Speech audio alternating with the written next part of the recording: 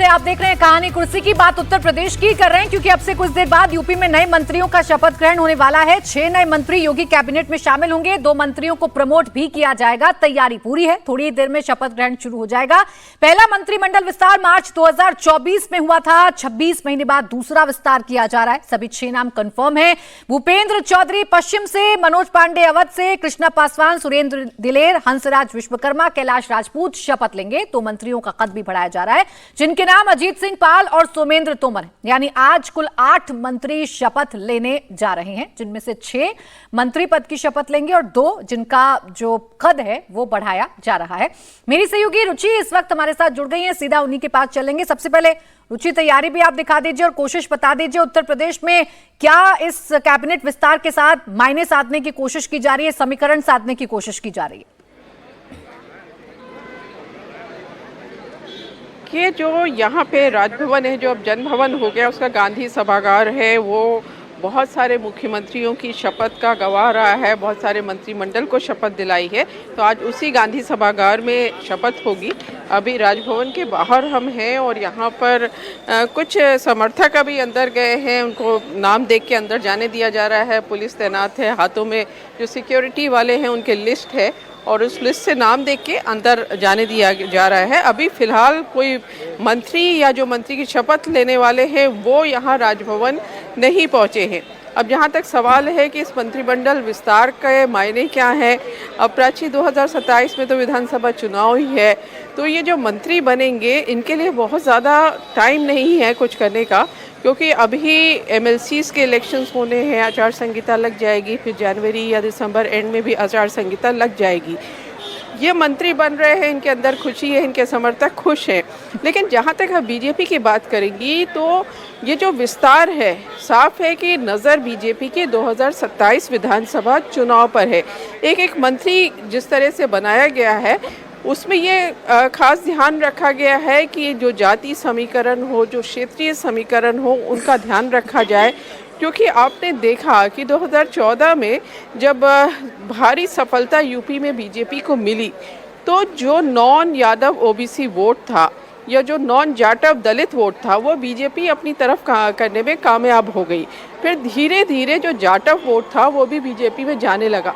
लेकिन 2024 का चुनाव हमने देखा, लोकसभा चुनाव, उसमें बीजेपी को नुकसान हुआ। बीजेपी सिर्फ 33 सीट जीत पाई और समाजवादी पार्टी 37 पर पहुंच गई, 6 कांग्रेस जीत गई। तो जो पीडीए फॉर्मूला था वो काम आया। तो इसी पीडीए फॉर्मूले की काट के लिए पूरा मंत्रिमंडल विस्तार किया जा रहा है। इसमें आप देख रही हैं कि दलित भी है, इसमें ओबीसीज भी हैं, लोध है, ब्राह्मण, जो इधर काफ़ी दिनों से ये चर्चा हो रही थी कि उनकी नाराज़गी है। कुछ ब्राह्मण विधायकों ने मीटिंग की थी, फिर यूजीसी प्रकरण आया, फिर शंकराचार्य आया, तो मनोज पांडे को मंत्री बनाया जा रहा है। जितिन प्रसाद ब्राह्मण कोटे से मंत्री थे, लेकिन वो पिछले साल लोकसभा चुनाव जीत गए थे और वो केंद्र में है। तो मनोज पांडे को अगर आप बात करेंगी तो ऊंचा हाथ चाहते हैं। यानी कि ब्राह्मणों की नाराजगी दूर करने के लिए मनोज पांडे का नाम सामने आ गया है। पश्चिम उत्तर प्रदेश के समीकरण साधने के लिए, जाट वोट बैंक को साधने के लिए भूपेंद्र चौधरी का नाम सामने आ रहा है। बुंदेलखंड को साधने के लिए और महिला फैक्टर को साधने के लिए कृष्णा पासवान का नाम सामने आ रहा है। और दलित वोट बैंक को साधने के लिए सुरेंद्र दिलेर का नाम सामने आ रहा है, जो कि खैर विधानसभा सीट से चुनाव जीत कर आए हैं। उनके पिता हालांकि पहले मंत्री रह चुके थे। तो तमाम समीकरणों को साधा तो जा ही रहा है। विशाल, आपके पास में आ रही हूँ, क्या हालचाल उत्तर प्रदेश में है? क्या चर्चा खासकर यूपी में बीजेपी के नेता इस वक्त कर रहे हैं इस मंत्रिमंडल विस्तार को लेकर?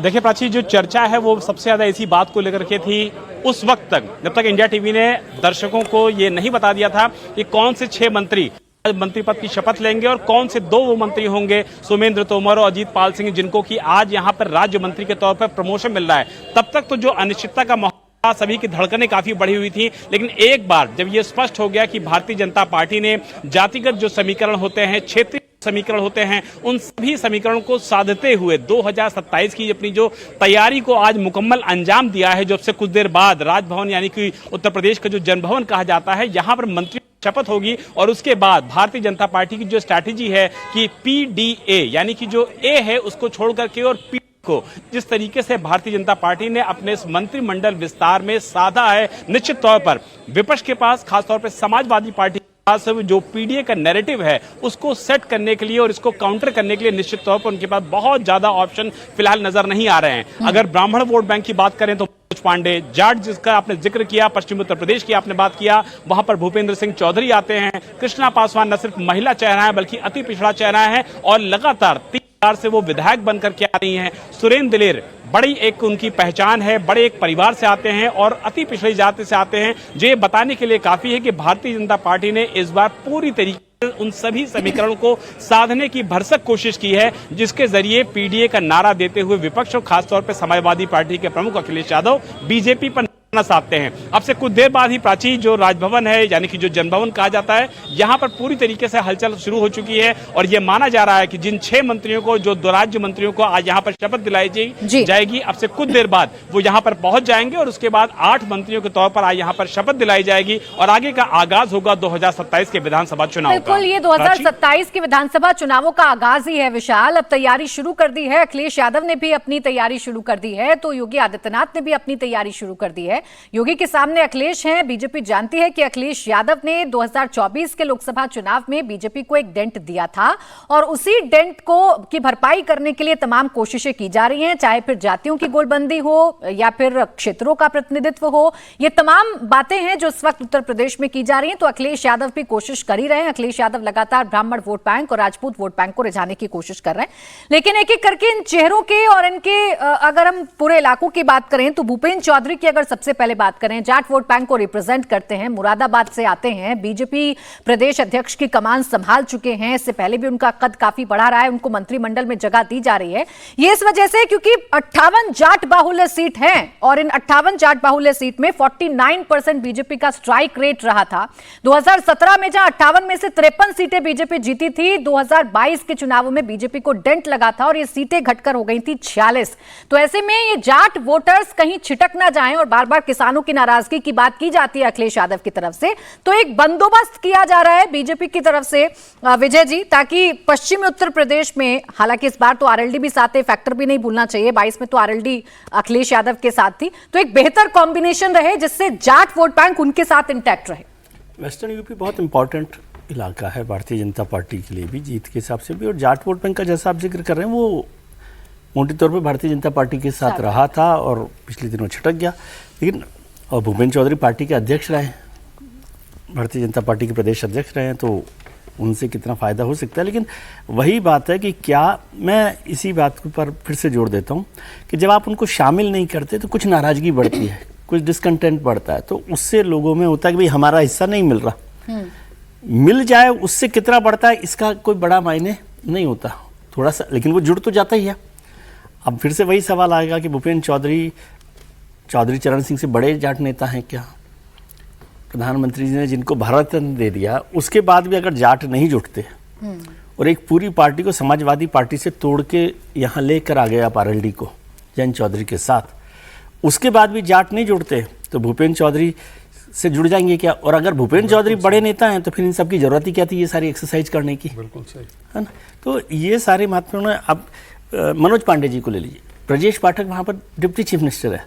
अब जब ब्राह्मण को आपने डिप्टी चीफ मिनिस्टर बना दिया, 7 मिनिस्टर वहाँ पर है, और केंद्र जितिन प्रसाद को आपने वहाँ से छोड़ दिया है, वहाँ से हटा दिया, आप कह रहे जितिन प्रसाद, तो जितिन प्रसाद केंद्र में मंत्री बन गए, तो यूपी को जो रिप्रेजेंट कर रहे हैं मनोज पांडे का कई सारे रायबरेली के वहाँ से वो नहीं कह रहा हूँ कि वो कुल मिलाकर ऊंचा इनाम भी तो देना था ना। जब नहीं, मैं बात ये कह रहा हूँ, हाँ वो तो ठीक है किया राज्यसभा में, आपने राज्यसभा चुनाव में, ठीक है, मैं बात कह रहा हूँ कि क्या उससे भाई ब्रजेश पाठक तो डिप्टी चीफ मिनिस्टर है ना सरकार में, तो उसके बाद भी यदि ब्राह्मण खुश नहीं हो रहा तो मनोज पांडे से खुश हो जाएगा।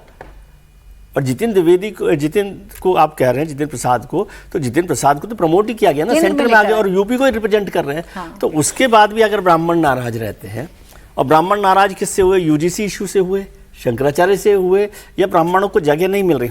जितना रिप्रेजेंटेशन कास्ट के हिसाब से ब्राह्मणों का है उतना, उससे ज्यादा तो अभी है ही सरकार में उनका रिप्रेजेंटेशन। नहीं, मुख्यमंत्रियों के लिए भी आप देखिए कि अब बंगाल में ब्राह्मण, आसाम में ब्राह्मण, राजस्थान में ब्राह्मण, तो मुझे लगता है ये चीजें, महाराष्ट्र में ब्राह्मण, गोवा में ब्राह्मण, तो मुझे लगता है कि ये चीजें जो है ना, ये डिस्कशन और डिस्कोर्स जो है ना, ये भारतीय जनता पार्टी के लिए डैमेजिंग है।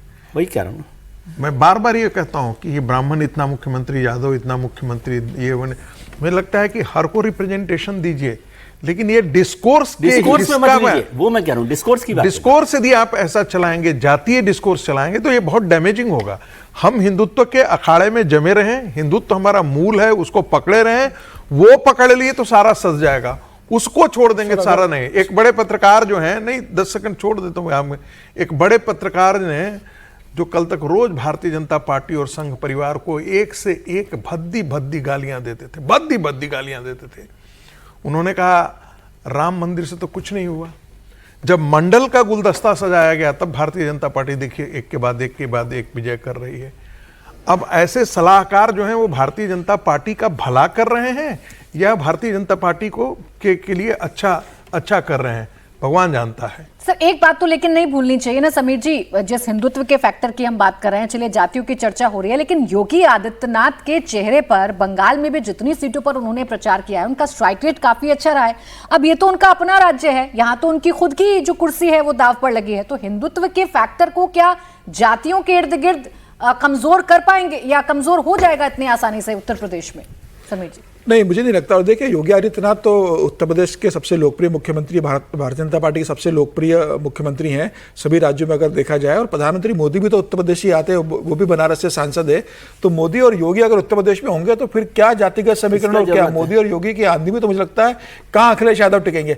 लेकिन मुझे लगता है जब राहुल गांधी कहते हैं कि आप बताइए आपने कितने, लेकिन 24 में भी थी ना, अखिलेश का कॉन्फिडेंस इसीलिए हाई है क्योंकि 24 में इस जोड़ी को उन्होंने रोका। ठीक है ना, ये बात सही है कि 24 में अखिलेश यादव ने पीडीए के आधार पर भारतीय जनता पार्टी को लोकसभा चुनाव में करारी हार उत्तर प्रदेश के अंदर दी। ये भी कहा जा सकता है कि भाई जिस अयोध्या में मंदिर बना वहीं फैजाबाद भारतीय जनता पार्टी हार गई। ये भी कहा सकता है कि प्रधानमंत्री मोदी की कॉन्स्टिट्यूंसी, प्रधानमंत्री मोदी की लीड बहुत ज्यादा कम हो गई। ये तमाम कारण गिनाए जा सकते हैं, लेकिन मुझे लगता है कि भारतीय जनता पार्टी जब तैयारी करती है तो सारे समीकरणों को साथ के तैयारी करती है। जब राहुल गांधी अगर ये बोले कि भारतीय जनता पार्टी बताए उनके पास कितने ओबीसी लीडर है, कितने ओबीसी को उन्होंने क्या किया, जब राहुल गांधी बार बार पिछड़े की और ओबीसी की बात करते हैं, दलितों की बात करते हैं, तो भारतीय जनता पार्टी को बताना पड़ता है कि भाई हमारे इतने ओबीसी केंद्र में मंत्री है, इतने ओबीसी हमारे ब्यूरोक्रेट के पीएमओ के अंदर है, इतने हमारे नेता, सांसद, विधायक और मंत्री है। तो फिर भारतीय जनता पार्टी को राहुल गांधी को बताना पड़ता है।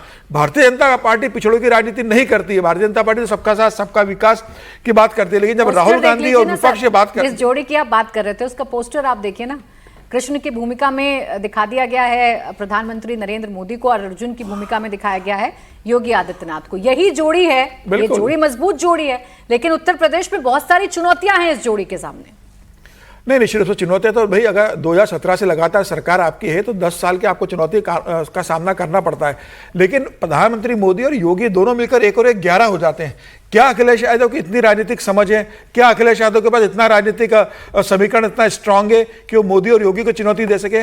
मुझे कहीं नजर नहीं आता कि भले ही अखिलेश यादव आ जाए मोदी और योगी को चुनौती दे पाएंगे। योगी आदित्यनाथ तीसरी बार मुख्यमंत्री बनेंगे, सरकार बनाने जा रहे हैं और भारतीय जनता पार्टी बहुत कंफर्टेबली 2027 का विधानसभा चुनाव जीतेगी। अच्छा देखिए, इसमें मैप भी लोकसभा में उसी जोड़ी को उन्होंने आधी सीट पर ला दिया। ठीक है सर, ये महाराष्ट्र में भी हुआ था, लेकिन 6 महीने बाद जब महाराष्ट्र का विधानसभा चुनाव हुआ तो किस तरीके से भारतीय जनता पार्टी 132 सीटें जीत गई, पूरा साफ कर दिया। बीजेपी के नेता तो कहने लगे शुभ संकेत है, जहां हमारी सीटें कम होती है हम विधानसभा में बम्पर जीत दर्ज करते हैं। बंगाल का उदाहरण देते हैं सर, देखिए इसमें मैप भी दिखा रहे हैं, महाराष्ट्र भी है, इसमें मैप भी है। जिस भगवा मैप की बात बीजेपी कर रही है अभी, खासकर बीजेपी के नेता करते हैं कि हमने गंगोत्री से गंगा सागर तक अब सरकार बना ली है।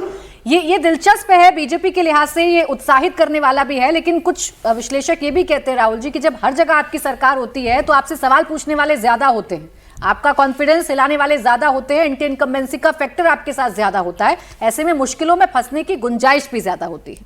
पहली बात तो मैं नहीं मानता कि किसी भी हिंदू इष्ट देव से किसी इंसान की तुलना की जानी चाहिए, तो मैं इस पोस्टर को सही नहीं मानता हूँ। लेकिन हाँ, ये बात है कि प्रधानमंत्री नरेंद्र मोदी और योगी आदित्यनाथ, इनकी जो जोड़ी है उनने अच्छा परफॉर्म तो किया ही है। अगर हम उत्तर प्रदेश की भी बात करें, विजय जी ने सही बताया कि भाई लोकसभा चुनावों में हार हुई है, और फिर मैं विजय जी को ये बताता हूँ, विजय जी ये भी कहते हैं कि हार जीत तो होती रहती है, तो वो भी ठीक है। लेकिन हाँ, ये बात सही है कि योगी आदित्यनाथ इस वक्त जो है बीजेपी के सबसे लोकप्रिय मुख्यमंत्रियों में से एक हैं, हिंदुत्व का चेहरा है। ये भी माना जाता है कि जहाँ वो प्रचार करने जाते हैं वहाँ पे अच्छा परफॉर्मेंस होता है। वो अब देखने की बात है कितनों में अच्छा हुआ, कितनों में नहीं हुआ, लेकिन हाँ, हिंदुत्व का एक बड़ा चेहरा है और ये माना जाता है कि बीजेपी के प्रमुख नेताओं में उनका नाम लिया जाता है। प्राची ये बताओ, 2012 से 2017 तक जिसने अखिलेश का कार्यकाल देखा होगा और 2017 से लेके अभी 2026 तक जिन्होंने योगी आदित्यनाथ का उत्तर प्रदेश में कार्यकाल देखा होगा, वो क्या यूपी की जनता अब अखिलेश यादव के पास फिर जाने की कोशिश करेगी? संभव ही नहीं है ना। आपको मायावती का 5 साल का कार्यकाल आपने देखा, उसके बाद अखिलेश यादव का 5 साल का देखा, और 2017 से आपने योगी आदित्यनाथ का देखा कि किस तरीके से लॉ एंड ऑर्डर की सिचुएशन वहाँ पर स्ट्रांग हो गई है, सारे अपराधी मिट्टी में मिला दिए गए, किस तरीके से वहाँ पर एजुकेशन को, हेल्थ को, इंफ्रास्ट्रक्चर को लेकर काम हुआ है, किस तरीके से वहाँ से लड़कियाँ सुरक्षित महसूस करती है रातों 11 बजे के अंदर। तो मुझे लग रहा है ये सारा यूपी की जनता देखेगी तो तय है कि वो योगी आदित्यनाथ के फेवर में वोट करेगी। अखिलेश यादव कितना भी पीडीए कर ले, अखिलेश यादव कितना भी एमवाय समीकरण की बात कर ले, योगी के सामने अखिलेश का टिकना लगभग असंभव है अगले चुनाव के अंदर। देखिए, ये मुद्दा बड़ा है जो आपने कहा कानून व्यवस्था का, ये मुद्दा बड़ा है और कानून व्यवस्था के लिए माइलेज हमेशा भारतीय जनता पार्टी को मिलता है, योगी आदित्यनाथ को मिलता है और इस पर उत्तर प्रदेश की जनता वोट भी करती है। लेकिन इन मुद्दों को ले जाने के लिए जरूरत संगठन की भी पड़ती है ना। 24 के चुनाव में रागी जी, जिस तरीके से हमने देखा था कि एक हताशा सी थी संगठन में, कार्यकर्ताओं में, जो घर घर जाकर एक प्रचार प्रसार करने की जिम्मेदारी कार्यकर्ताओं में होती है, एक बूथ लेवल के कार्यकर्ताओं पर होती है, वो नहीं थी। हालांकि अभी कोशिश शुरू की है फिर से, बूथ मैनेजमेंट और बूथों पर जाकर जो कोशिशें हैं वो कर रहे हैं कार्यकर्ता, ये दुरुस्त करना पड़ेगा ना। देखिए, यही कहानी कुर्सी में हम लोग बाहर मैदान में करते थे और अखिलेश यादव, आपको याद होगा कि अखिलेश यादव ने लखीमपुर खीरी से अपने अभियान की, चुनावी अभियान की शुरुआत की थी। शायद लखीमपुर खीरी था या आसपास का इलाका था, वहाँ से पहली शुरुआत की थी और वो 15 दिन लेट थे। और तब हम लोगों को कहना शुरू कर दिया था, इसी कहानी कुर्सी में हम कहते थे कि उन्होंने ये चुनाव सरेंडर कर दिया है और हम कहते थे अखिलेश गंभीर नहीं है चुनाव को लेकर के। लेकिन जो रिजल्ट निकल करके आया, और मैं भी उसमें मैं कह रहा हूं कि हम लोग भी आकलन करते थे कि 70 सीट तो भारतीय जनता पार्टी का कहीं नहीं जा रहा है और उसका कारण था सामाजिक समीकरण और दूसरा बात राम मंदिर का वहां पर हिंदुत्व, दोनों का जो है एक कॉम्बिनेशन था जिसके आधार पर हम कह रहे थे कि ऐसा हो ही जाएगा। लेकिन कहीं ना कहीं कार्यकर्ताओं की नाराजगी, कहीं न कहीं उनका लगना कि ये हमें टेकन फॉर ग्रांटेड लिया जा रहा है और कहीं न कहीं अपने नेताओं की आपसी संघर्ष, वो भारतीय जनता पार्टी को 224 में जहां है वहां ला करके खड़ा कर दिया। मेरा मानना है कि यदि आप टीम के तौर पर, बंगाल के अंदर क्या बिहार के अंदर अंदरूनी फूट नहीं थी, खूब फूट थी, खूब खींचतान थी। मैं तो बिहार रह करके आया था, लेकिन अमित शाह जाकर के वहां 19 दिन झंडा गाड़ करके बैठ के सारे नट बोल्ट एक एक को मनाना, एक गलती एक कार्यकर्ता नाराज है तो उसको भी डिस्ट्रिक्ट लेवल पर भी है तो उसको बुला करके भी मना लेना, ये बात हुई। और बिहार का चुनाव आपने सामने देखा, बंगाल में भी ऐसी ही थी। अमित शाह जी वहां पर गए, नट बोल्ट कसा, देखिए वो पूरा का पूरा। भारतीय जनता पार्टी यदि टीम के तौर पर उत्तर प्रदेश में लड़ती है और अंदरूनी खींचतान से एक दूसरे को हराने की जुगत में न रह करके यदि टीम की तरह काम करती है तो यकीन मानिए जो समीर जी ने कहा था वही उत्तर प्रदेश में होगा, इसके अतिरिक्त और कुछ नहीं होगा। और यदि हमने अपने कार्यकर्ताओं की अवहेलना की, 1 साल है अभी बचा हुआ, मुझे लगता है कि योगी आदित्यनाथ जी की सरकार को और योगी जी को इस पर काम करने की आवश्यकता है। परसेप्शन पॉलिटिक्स में सबसे बड़ी बात होती है और परसेप्शन यदि ऐसा बन जाए कि आप अमुक जाति के नेता हैं, परसेप्शन ये बन जाए कि कार्यकर्ताओं का नहीं हो रहा है, परसेप्शन ये बन जाए कि हमारा ये गवर्नेंस नहीं है, हमारा ऊपर का लीडर तो मलाई चट रहा है और हमें जो है वो अपने रोज नैतिकता की और राष्ट्रवाद की अग्नि में स्वाहा होने के लिए संविधा बना करके हमको रखे हुए, तब जाकर के संकट खड़ा होता है। जब उसको लगेगा कि हम इसके भागीदार हैं, हमारी सरकार है, ये हमारी सरकार है, ये जब जिस दिन फीलिंग आ जाएगा कार्यकर्ताओं में फीलिंग। क्या आपको लगता है प्रधानमंत्री जी ने बूथ लेवल के कार्यकर्ताओं से बात किया था तो ऐसे ही बात किया था? नहीं, उनको पता था कि बूथ लेवल का कार्यकर्ता जब ये महसूस करा कि मेरा प्रधानमंत्री मुझसे बात कर रहा है तो आप उसे दें या न दें कुछ भी, भारतीय जनता पार्टी का जो कार्यकर्ता है वो उठ करके खड़ा हो जाता है। यही फोर्स है जिसके दम पर बीजेपी चुनाव जीतती है और इसी को एड्रेस करना है। जातियों का कॉम्बिनेशन तो ठीक है, यूपी में बीजेपी ने साथ ही लिया है, लेकिन जातियों के कॉम्बिनेशन के साथ जो चूक 2024 में हो गई थी, क्या उस पर काम करना भी शुरू कर दिया है?